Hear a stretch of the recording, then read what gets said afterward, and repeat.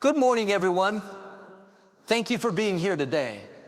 I want to talk about something every single one of us has experienced: pain. Not just physical pain, but emotional pain, spiritual struggle, and the silent suffering that often goes unnoticed. Pain is something every person on this planet will experience.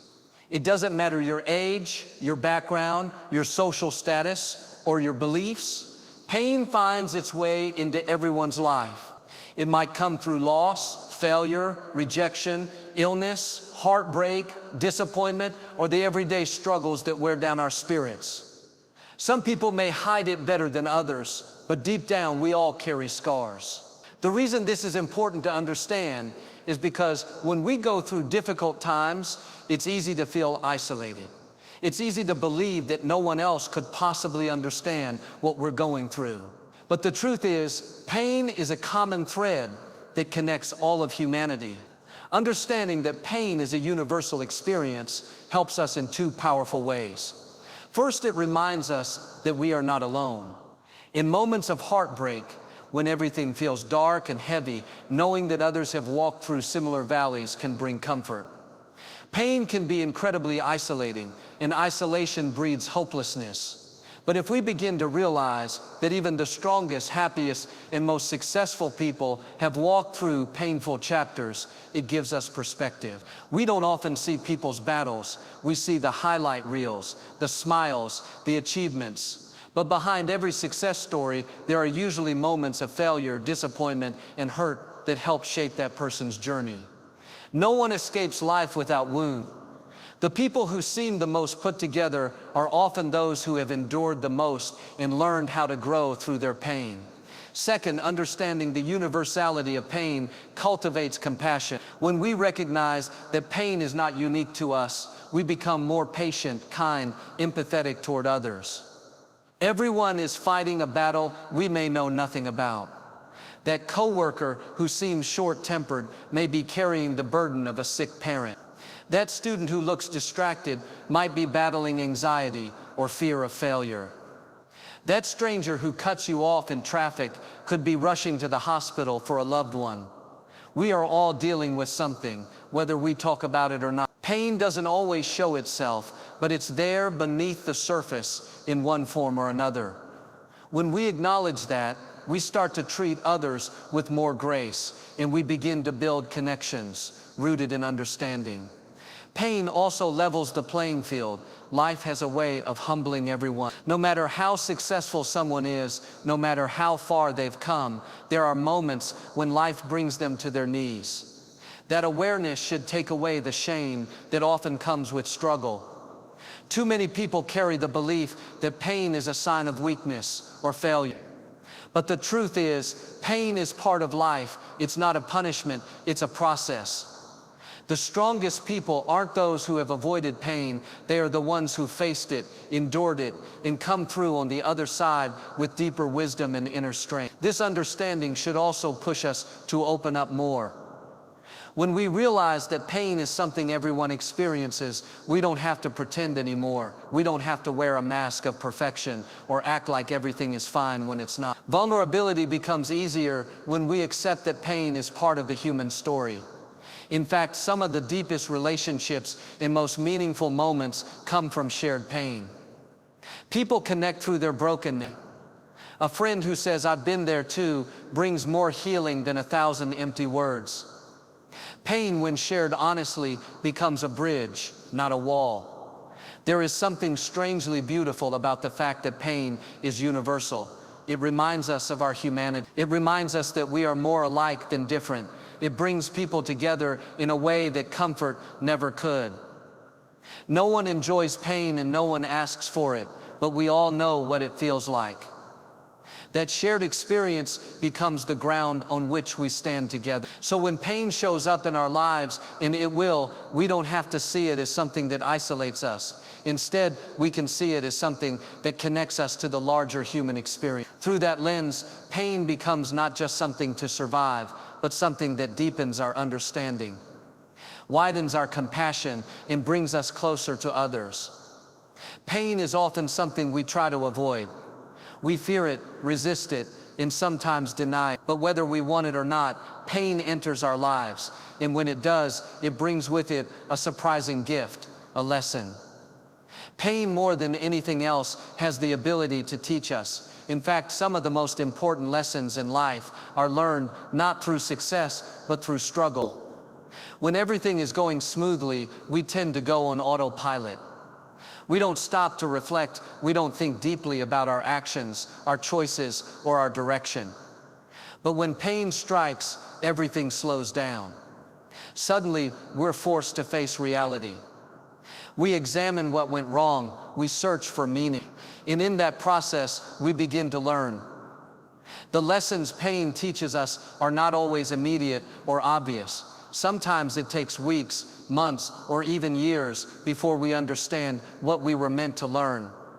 But that doesn't make the lesson any less real or valuable. For example, the pain of a broken relationship might teach us about boundaries, self-worth, or the importance of communication. The pain of failure might teach us about persistence, humility, or the need to prepare more thoroughly. The pain of loss might teach us to appreciate the people we love while we still have them.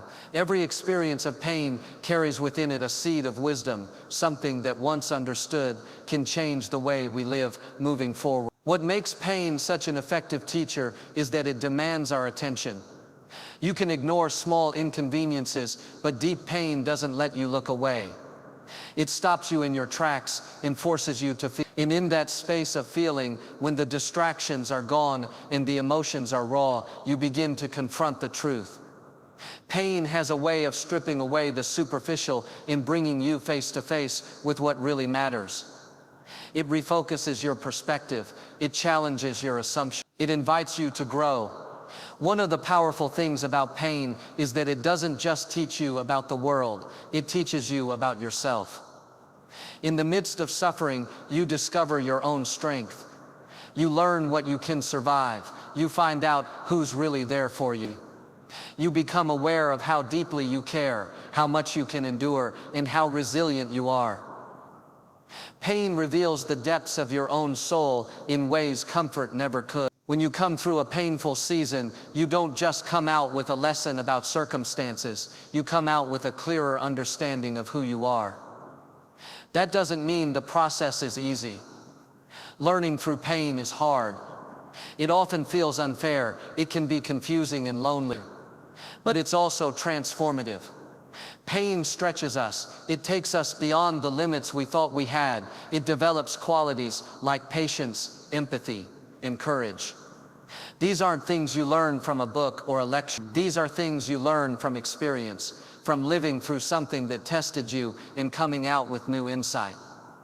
The lessons pain teaches are deeply personal, and because they are personal, they are powerful. There's also something else pain teaches that is easily overlooked. It teaches you to listen.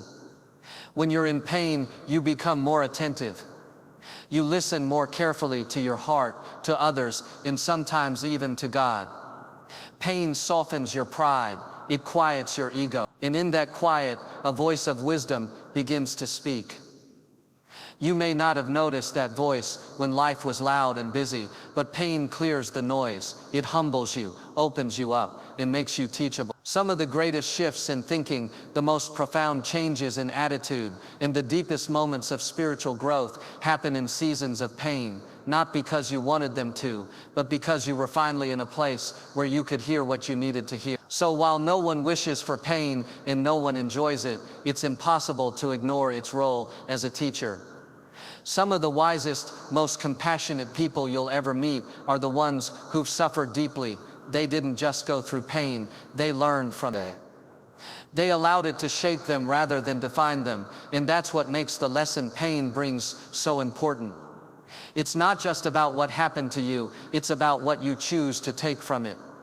When you embrace pain as a teacher, it doesn't just mark your life, it molds your character. Growth is often thought of as something that happens naturally over time. But real, lasting growth usually happens in the moments when we are challenged the most. It is during the struggles, the hard times, and the painful experiences that we are stretched beyond what we thought were our limits. These are the times when we come face to face with our fears, our weaknesses, and our doubts. But they are also the times when we discover strength we didn't know we had, when we develop endurance, and when we learn to rely on something deeper than our own understanding. When life is easy and everything is going smoothly, it's comfortable, but comfort rarely leads to growth. In comfort, there's little motivation to change, little reason to dig deep or question ourselves. But when struggle enters the picture, when we are pushed to the edge, we are forced to confront reality in a way that comfort never demands. We begin to ask deeper questions. Why is this happening? What can I learn from this? What needs to change in my life? These questions lead us to reflection, and reflection leads to transformation. Think about the strongest people you know. Most of them didn't become strong because they lived easy lives. They became strong because they went through things that were difficult and they kept going. They cried, they stumbled, they doubted, but they didn't give up. Through that process, they became wiser, more compassionate, and more grounded. Struggle has a way of refining us. It strips away what's not essential and reveals what truly matters. It teaches us to prioritize, to value what we used to take for granted, and to let go of things that no longer serve us. In struggle, we also begin to see the importance of perseverance. It's easy to talk about goals and dreams when everything is going your way, but the real test is when nothing seems to be working. That's when perseverance is born. It's in the moments when you feel like giving up but choose to keep going that growth takes root. Each time you get back up after falling, you're not just surviving, you're building something inside you. That inner strength, that resilience, is what prepares you for the future. It's what turns pain into power. Struggles also have a way of deepening our empathy. When we suffer, we become more aware of the suffering of others. We understand what it feels like to be hurt, disappointed, or overlooked, and that understanding makes us kinder. People who have been through a lot are often the first ones to reach out, to comfort others, to offer encouragement. That kind of growth isn't measured in material success, but in character. It shows up in how we treat people, how we speak, in how we live. There's another side to struggle that many people overlook. It can reveal purpose. Sometimes the very thing that broke us becomes the thing that shapes our mission. A person who has gone through addiction might become someone who helps others recover. Someone who lost a loved one might start a support group or a charity. Struggle can bring clarity about what really matters, and that clarity can lead to action. Growth isn't just about becoming better for ourselves, it's often about becoming better so we can help others. It's also important to remember that struggle doesn't mean failure. In fact, struggle is often a sign that you're on the edge of a breakthrough. It's like the process of lifting weights. Your muscles grow, not when it's easy, but when they're under tension. Similarly, your spirit grows when it's tested. Tears, the setbacks, the long nights, they are not wasted. They are part of the process. Growth isn't pretty, it's not neat or predictable, but it is powerful, and it often begins in the place of struggle. Even though we don't ask for struggle, and we certainly don't enjoy it while we're in it, looking back, many of us would say that our biggest moments of transformation came from those difficult times.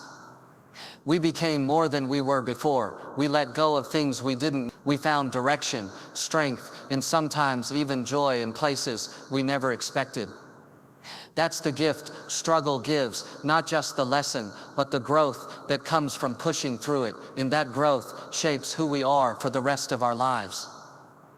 Pain by itself does not guarantee growth. It presents an opportunity, but what we choose to do with that opportunity makes all the difference. When people go through pain, they face a decision, whether they realize it or not. That decision is whether they will let the pain make them bitter or allow it to make them better. It is a quiet choice, but one that shapes who we become moving forward. Two people can go through similar experiences and come out completely different. One becomes resentful, angry, and closed off. The other becomes wiser, more compassionate, and stronger. The difference lies in the attitude, in the willingness to learn. Bitterness is a natural reaction to pain. When we are hurt, it feels unfair. We ask why this had to happen to us. Sometimes we look for someone to blame, a person, a situation, even God. Holding on to that bitterness can feel like a form of control, like we're protecting ourselves from being hurt again. But in reality, bitterness is a prison. It traps us in the very pain we're trying to escape. It colors how we see the world and how we treat people. It makes us guarded, cynical, and emotionally distant. Instead of healing, we carry the wound with us everywhere we go. Choosing to become better, on the other hand, is not about pretending everything is fine. It's not about minimizing the pain or denying that something hurt. It's about facing it head on, asking what it can teach us, and deciding that we will not let it define us. This choice takes courage because it means being honest about how deeply we were affected. It means processing emotions we might rather avoid, but it also means growing into someone new, someone more grounded, more patient, and more aware. Pain has the potential to soften us or harden us. When we let it soften us, we become more understanding of others. We stop judging so quickly because we know what it feels like to struggle. We listen better because we remember what it was like to need someone to hear us. We support others not because we're trying to be heroes, but because we genuinely care. The person who chooses to become better through pain is someone who has turned suffering into empathy. They've taken what was meant to break them and used it to build a bridge to others. Becoming better doesn't mean we forget what happened. It means we remember it in a way that fuels us instead of holds us back. It means we use that experience as a stepping stone, not a stopping point. When we grow through pain, we gain perspective. We realize that while we can't always control what happens to us, we can control how we respond. That shift in mindset is incredibly powerful. It puts us back in charge of our narrative. It tells us that we are not victims, we are overcomers, and every scar tells a story of strength. There are people who have gone through betrayal and chosen to forgive, not because the other person deserved it, but because they refused to carry bitterness any longer. There are people who have lost everything and started over with a new sense of gratitude and purpose. There are people who have experienced deep loss and used it as fuel to live more fully. These are the people who chose to become better. They were not superhuman. They simply made a decision to learn from the pain rather than drown in it. It's important to recognize that becoming bitter or better isn't a one-time decision. It's a daily one. There will be days when the bitterness tries to creep back in, when the anger and sadness resurface. That's normal. Healing is not a straight line, but the more we commit to choosing growth, the easier it becomes to spot bitterness and push it away. The more we focus on the lessons pain has to offer, the more we begin to change, not just in how we feel, but in how we live. Choosing better over bitter is not about being perfect. It's about being intentional. It's about deciding that your pain won't be wasted, that what hurt you won't ruin you, that you can take the worst thing that happened to you and use it to build a better version of yourself. It's a quiet strength, a personal victory, and a powerful reminder that while we don't always choose the pain we face, we always choose what we become because of it. Scars are often seen as signs of damage, as reminders of pain and trauma, but in truth, scars are much more than that. They are signs of survival. They represent the battles we've fought and overcome. They are evidence that despite the wounds we've suffered, healing has taken place. Every scar tells a story, not of defeat, but of endurance. They show that we've been through something hard, something that tested us, and yet we emerged from it, changed, but still standing. Scars are not symbols of weakness.